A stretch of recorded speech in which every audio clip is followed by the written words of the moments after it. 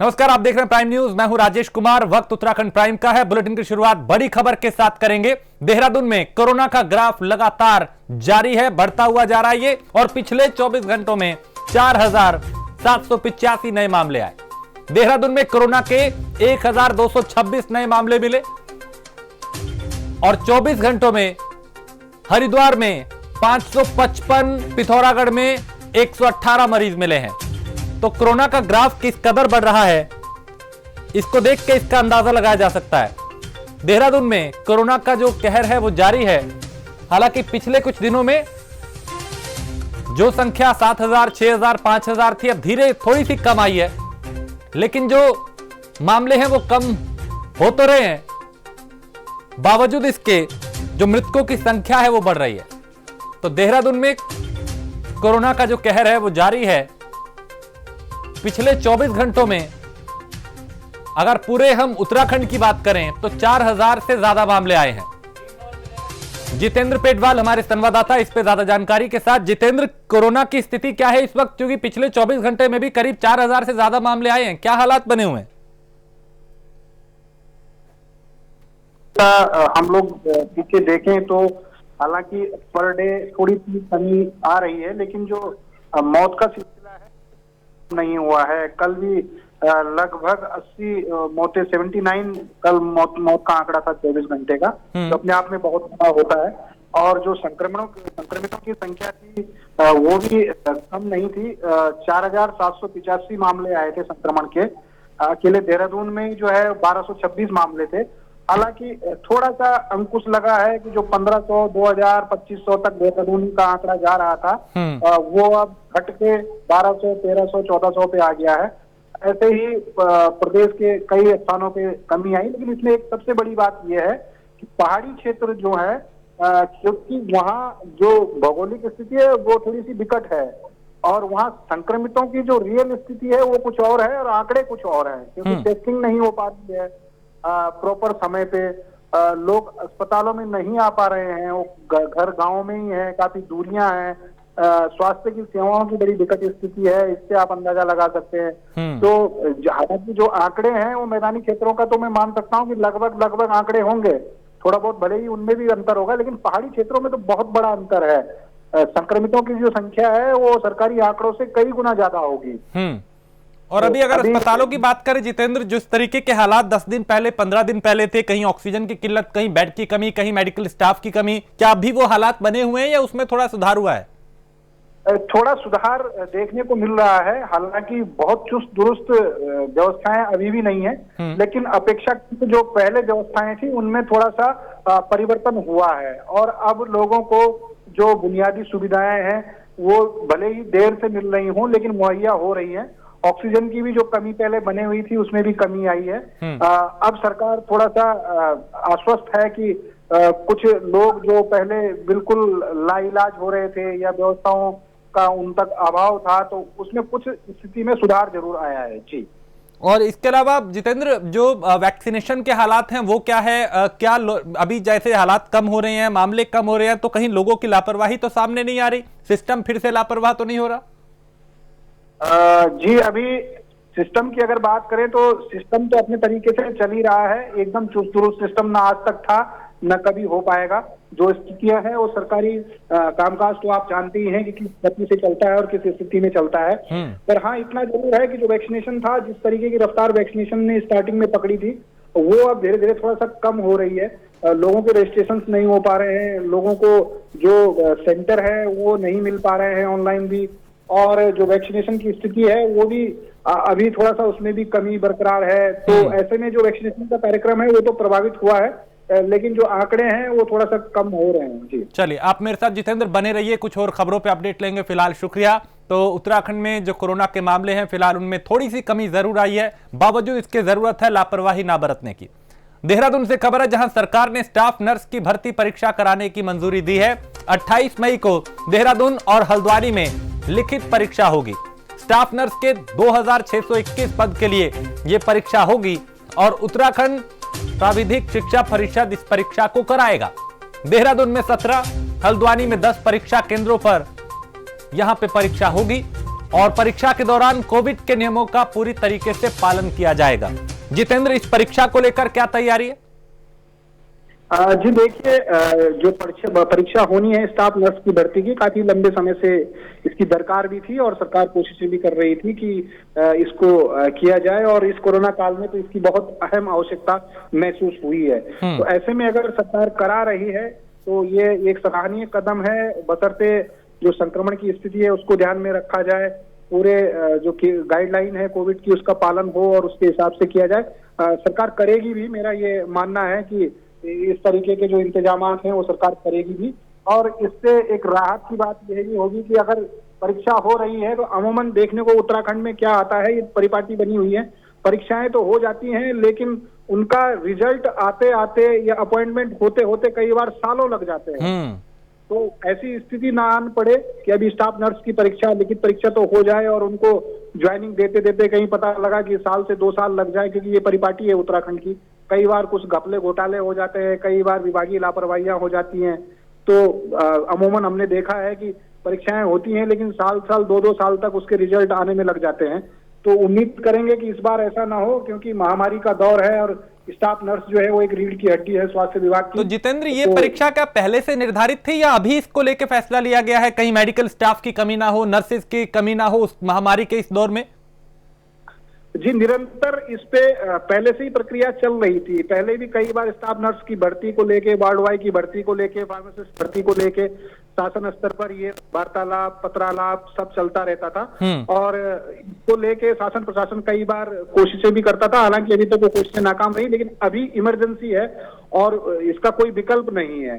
तो इसको देखते हुए शायद सरकार ने ये निर्णय लिया होगा कि जितनी जल्दी हो सके स्टाफ नर्स की भर्ती कराई जाए। चलिए, आप बने रहें जितेंद्र मेरे साथ, कुछ और खबरें जिस पे आपसे अपडेट लेंगे। फिलहाल शुक्रिया। तो स्टाफ नर्स की जो परीक्षा है उसको कराने की पूरी तैयारी चल रही है। अगली खबर देहरादून से है, जहां एसडीआरएफ ने प्रदेश में 20 गांव को गोद लिया है।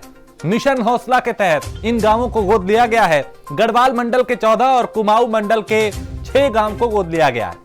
कोविड में सुरक्षा के तहत हर गांव में तैनात होंगे 2 सिपाही और गांव में कोविड से सुरक्षा कर्मियों को सुरक्षा के जो काम है उसको अंजाम देंगे। तैनात जवानों के पास दवा से लेकर ऑक्सीजन किट तक उपलब्ध रहेगी। यानी एक सराहनीय पहल इसे कहा जा सकता है ग्रामीण इलाकों के हिसाब से, क्योंकि कई गांवों को गोद लिया गया है।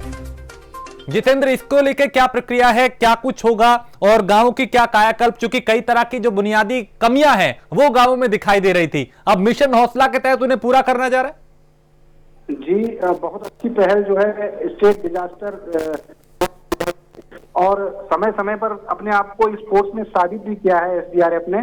चाहे वो दैवीय आपदा हो, चाहे कोई त्रासदी हो, ये हमेशा आगे रहती है। उत्तराखंड पुलिस के साथ साथ एसडीआरएफ का एक अहम योगदान होता है और इसी को देखते हुए, उनकी सफलता को देखते हुए मिशन हौसला जो है वो अभी लॉन्च किया गया है और उसके तहत एक पूरा रोड मैप बनाकर गढ़वाल के 14 और कुमाऊं के 6 गाँव को इन्होंने अपनी जिम्मेदारी समझते हुए गोद लिया है कि इस गाँव में अगर कोई दिक्कत होती है, कोई परेशानी होती है, कोविड का जो काल है उसमें किसी चीज की आवश्यकता महसूस होती है, तो वो एसडीआरएफ के जवान करेंगे। तो ये अपने आप में बहुत अच्छी पहल है, क्योंकि मैंने पहले भी आपको बताया कि उत्तराखंड की जो भौगोलिक स्थिति है वो बड़ी विकट है और वहाँ स्वास्थ्य सेवाओं का निरंतर अभाव बना हुआ है। राज्य बनने से लेकर आज तक लगभग वही स्थिति है, कोई बहुत बड़ा अमूलचूल परिवर्तन उसमें नहीं हो पाया है। इसको अब सरकारों की नाकामी कहें या दूरदर्शिता कहें, क्योंकि जनरली फोकस जो है मैदानी जिलों की तरफ ही हर नौकरशाह का और हर राजनेता का रहता है। खाली जब वोट की बारी आती है, इलेक्शन की बारी आती है, तब जरूर वो थोड़ा बहुत पहाड़ की तरफ चढ़ लेते हैं। अगर ऐसा हमारी सेना और हमारे सुरक्षा बल के जवान और स्थानीय पुलिस अगर इस तरीके का कोई रोड मैप बना रहे तो ये अपने आप में उस गांव के लिए वरदान साबित होगी, ऐसा मैं कह सकता हूँ। ऐसे में ये जो टीमें हैं, ये इनके पास क्या कुछ सुविधाएं होंगी अगर गांव में कोई आपातकालीन स्थिति आती है, कहीं जरूरत की लोग ज्यादा बीमार हो जाते हैं, या उनको किस तरीके से राहत दी जाएगी, कैसी कैसी सुविधाएं इनके पास होंगी? जी देखिए, मैं आपको बता दूं कि आपदा के लिहाज से तो हमारी उत्तराखंड की जो एसडीआरएफ है वो वेल इक्विप्ड है। आपदा का उन्होंने समय समय पर अपना परिचय भी दिया है और काम भी किया है कि सबसे आगे जो है, जो हमारे सुरक्षा बल हैं ये रहते हैं एसडीआरएफ के, उनके पास इक्विपमेंट भी होते हैं। लेकिन जब अभी ऐसी कोविड जैसी समस्या है, उसके लिए स्वास्थ्य विभाग निरंतर उनके संपर्क में है और उनको अलग से फंड भी दे दिया गया है कि जो एसडीआरएफ जो है, एसडीआरएफ को अलग से फंड की ऐसी व्यवस्था की गई है कि वो कोविड काल में भी अगर कुछ मदद लोगों की करती है या कोई व्यवस्थाएं करती है तो वो भी पैसा उनके पास है, स्पेशल फंड उनके पास ये रखा गया है। अगर कोई भगवान न करे भविष्य में कभी कोई बहुत बड़ी आपदा या बहुत बड़ी स्थिति का सामना उनको करना पड़े तो हमारी जो स्टेट डिजास्टर फोर्स है, एसडीआरएफ है, वो एनडीआरएफ से भी कनेक्टिविटी उसकी रहती है। तो अगर चाहे हेली से संबंधित कोई उनको एम्बुलेंस चाहिए या कोई बड़ी सुविधाएं अगर चाहिए जो उत्तराखंड में अवेलेबल ना हो तो केंद्र से भी उसकी मदद ली जा सकती है। तो वो अपने पैरेलल एक दूसरे के टच में रहते हैं, तो एनडीआरएफ और एसडीआरएफ जो है मिलकर उस मिशन को भी पूरा कर लेती हैं। तो कुल मिला के तैयारी पूरी है कि कहीं भी किसी भी हालात से निपटा जाए। बहुत शुक्रिया जितेंद्र तमाम जानकारी के लिए। और श्रीदेव सुमन विश्वविद्यालय के छात्र प्रमोट होंगे। विश्वविद्यालय के 4000 छात्र प्रमोट होंगे। ऑनलाइन असाइनमेंट के आधार पर इन्हें प्रमोट किया जाएगा। बड़ी खबर इस वक्त, तो विश्वविद्यालय के 4000 छात्र होंगे प्रमोट और ऑनलाइन असाइनमेंट के आधार पर इन्हें प्रमोट किया जाएगा। श्रीदेव सुमन विश्वविद्यालय के जो छात्र हैं करीब 4000, उन्हें प्रमोट किया जाएगा।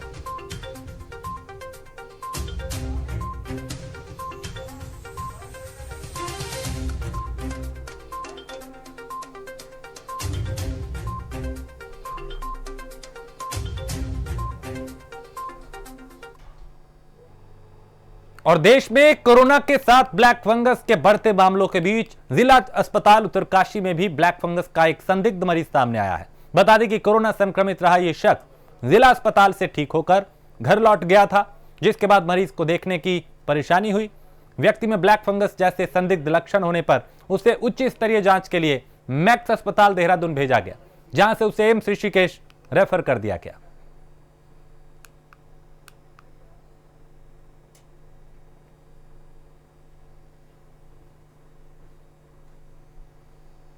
तो ब्लैक फंगस के भी कई मामले उत्तराखंड में सामने आ रहे हैं, उत्तर प्रदेश में भी कई मामले सामने आ चुके हैं और देश के कई राज्यों में ब्लैक फंगस भी एक बड़ी चुनौती बन के सामने आ रहा है। महामारी के इस दौर में जब कोरोना से निपटना एक बड़ी चुनौती है, उस बीच ब्लैक फंगस की दस्तक और परेशानी बढ़ाती है। फिलहाल एक मरीज में ब्लैक फंगस के लक्षण मिले हैं और अस्पताल में यह संदिग्ध मरीज मिला है जो पहले कोरोना पॉजिटिव था, उसके बाद वो ठीक हुआ, नेगेटिव हुआ, घर गया तो फिर उसे देखने में दिक्कत हुई, यानी आंखों की रोशनी जो है वो प्रभावित हुई। लिहाजा कई ऐसे लक्षण दिखाई दिए जो ब्लैक फंगस के हैं।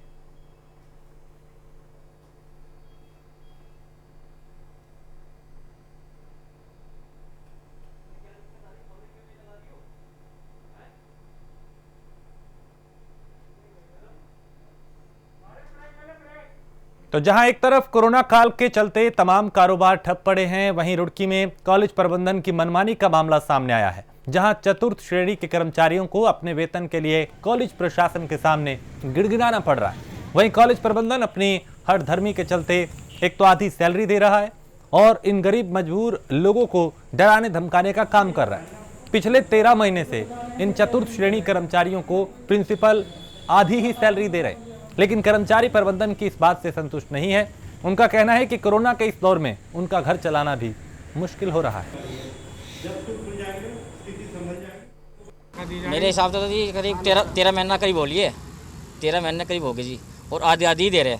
और अपना तो वेतन काट ले, कुछ हम ले तो वेतन काट लेंगे, और हमारा देखते हुए उन्हें बहुत जोर पड़ रहा है। किस तरह की दिक्कत आ रही है भाई जी? ये पूरा पैसा नहीं मिल रहा, कभी 4000 कभी 5000 इतना दे रहे हैं जी। सेलिंग में परेशानी आ रही है, बच्चों को रोटी ये इतने महीने बताइए 40-45 आदमी है, बाहर के भी अंदर के भी है। दिक्कतों का सामना करना पड़ रहा है, बहुत परेशानी है सर, हमें बहुत ज़्यादा है। अभी बहुत बुरा क्या है, हमें धक्के मार के बाहर निकाला गया है, और क्या तुम पे कैश करना चाहते हो कैश कर लो, हम उन्हें भी देख लेंगे। हमें जो है स्कूल ने पिछले 1 साल से ये जो है हमें कभी 2 महीने में 3 महीने में आधी सैलरी दे रहे हैं और पिछले 1 साल से हमारा आधा पैसा रोक के हुए हैं। हमने सिर्फ इनसे ये पूछा कि साहब हमें जो है आप जो पैसा दे रहे हो तो ठीक है आधा और जो हमारा आधा वहाँ बचा है उसका सिर्फ हमें एक स्टेटमेंट दीजिए ताकि हमें ये रहे कि हाँ भाई ये आपका इतना है।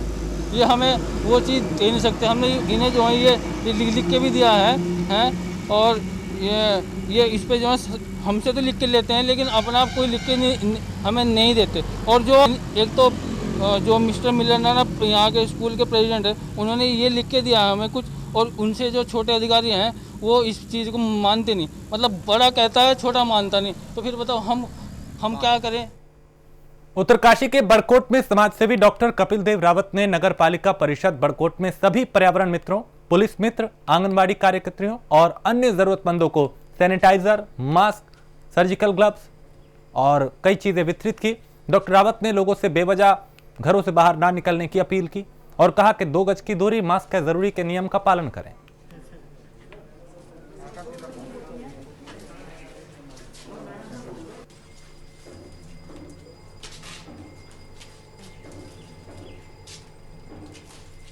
तो समाज सेवी ने यहाँ पे हमारा पूरा देश कोरोना महामारी से ग्रसित चल रहा है और इस समय हमारे स्वास्थ्य कर्मी, हमारे पर्यावरण मित्र, चाहे हमारे पुलिस मित्र हैं, चाहे हमारी आंगनबाड़ी कार्यकर्त्री हैं, सभी लोग अपनी जान की परवाह किए बिना, अपने परिवार की जान की परवाह किए बिना रात दिन सेवा में लगी हुई है। इसलिए मेरा मन हुआ कि मैं इन लोगों को अपने तरफ से चाहे इम्यूनिटी बूस्टर हो, चाहे सैनिटाइज़र हो, चाहे मास्क हो, चाहे सर्जिकल ग्लव्स हो, मैं रात दिन अपने तरफ से जो मुझसे बन पड़ रहा है मैं इनको रात दिन बांट रहा हूं। और मैं सभी जनपद वासियों से विनम्र निवेदन करना चाहूँगा कि इस समय आपको घबराने की ज़रूरत नहीं है बल्कि सतर्क रहने की ज़रूरत है। सरकार और प्रशासन के द्वारा जो दिशा निर्देश जनहित में जारी किए गए हैं उनका आप कड़ाई से पालन करेंगे। खबर टिहरी से है, जहां पीपीपी मोड में चल रहे स्वामीराम हिमालयन जिला अस्पताल बोराड़ी में व्यवस्थाएं सुधरने का नाम नहीं ले रही। गर्भवती महिला से दुर्व्यवहार का मामला सामने आया है, जिसके बाद अस्पताल में बवाल होने पर प्रबंधन ने महिला को एडमिट कर नॉर्मल डिलीवरी कराई। राकेश राणा ने अस्पताल प्रबंधन के खिलाफ धरना शुरू कर दिया है और सीएमओ को पत्र लिखकर रात को ड्यूटी कर रही डॉक्टर और नर्स के खिलाफ कार्रवाई की मांग की है, जिस पर सीएमओ ने जिला अस्पताल बोराड़ी के सीएमएस डॉक्टर अर्चिता जैन को लापरवाही करने वालों के खिलाफ कार्रवाई के निर्देश दिए हैं।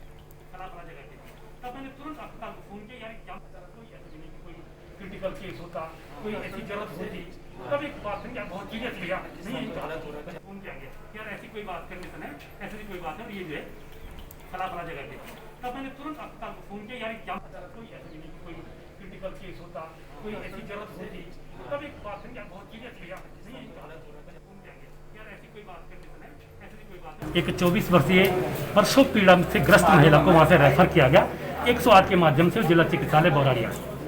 रात को यहाँ पे पहुँचे तो सीधा जो है वो इमरजेंसी में गए। इमरजेंसी वालों ने उठा के सीधा ऊपर जो है लेडीज़ वाले वार्ड में उनको ले गया। वहाँ पे एक डॉक्टर और 2 नर्सों की जो जानकारी मुझे मिली है उनके द्वारा उनको परीक्षण देखा गया। उनको देखने के बाद उन्होंने सीधा उनको ये बोला है कि तुम बहुत सीरियस हो, तुम पे खून की बहुत कमी है, तुम्हारा ऑपरेशन होना है, तुम सीधा यहाँ से बाहर जाओ और हिमालयन हॉस्पिटल जोलीग्रांट तुम चले जाओ सीधा।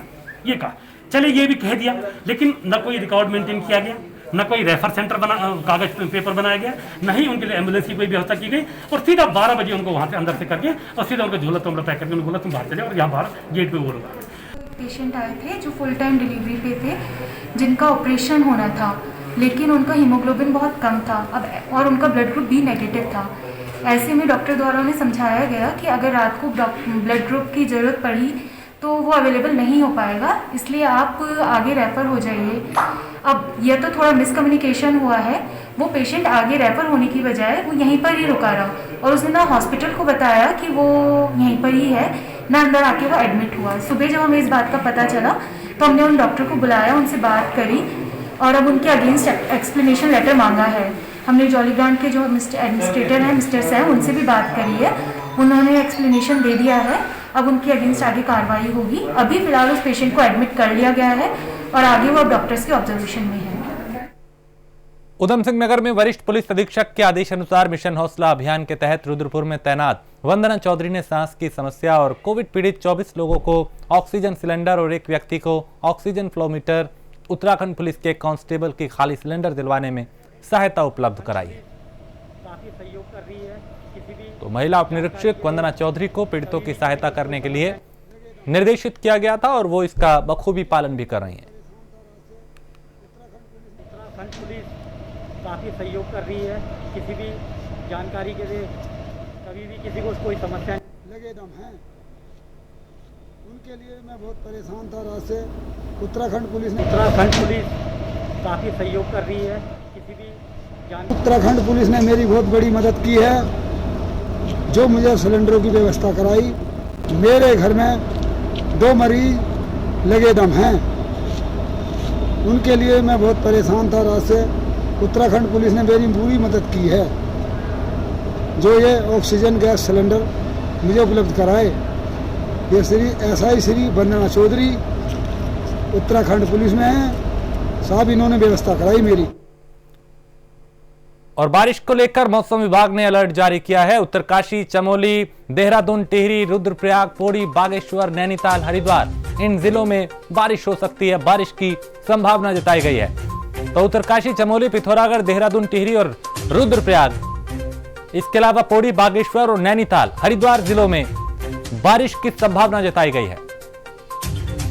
तो बारिश को लेकर मौसम विभाग ने प्रदेश के कई जिलों में अलर्ट जारी किया है।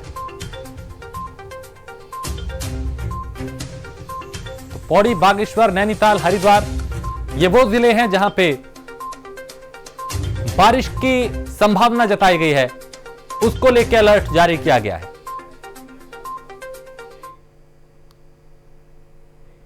और जोशीमठ में मौसम के बदले मिजाज ने इलाके में ठंडक बढ़ा दी है। ऊपरी इलाकों में लगातार बर्फबारी और निचले इलाकों में कोहरे के साथ बारिश के चलते सीमांत जोशीमठ क्षेत्र में पूरी तरह शांत लहर की चपेट में है ये, और शीत लहर भी है, यहाँ पे शांति भी है। मौसम में जो बदलाव हुआ है उसके चलते तापमान में भी गिरावट दर्ज की जा रही है।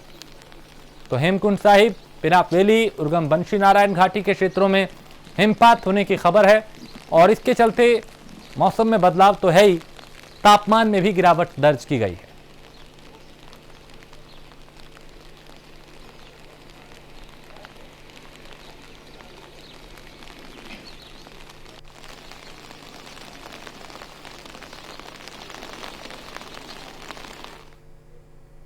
और इसी के साथ इस बुलेटिन में फिलहाल इतना ही। देश प्रदेश की बाकी खबरों के लिए आप देखते रहिए प्राइम न्यूज।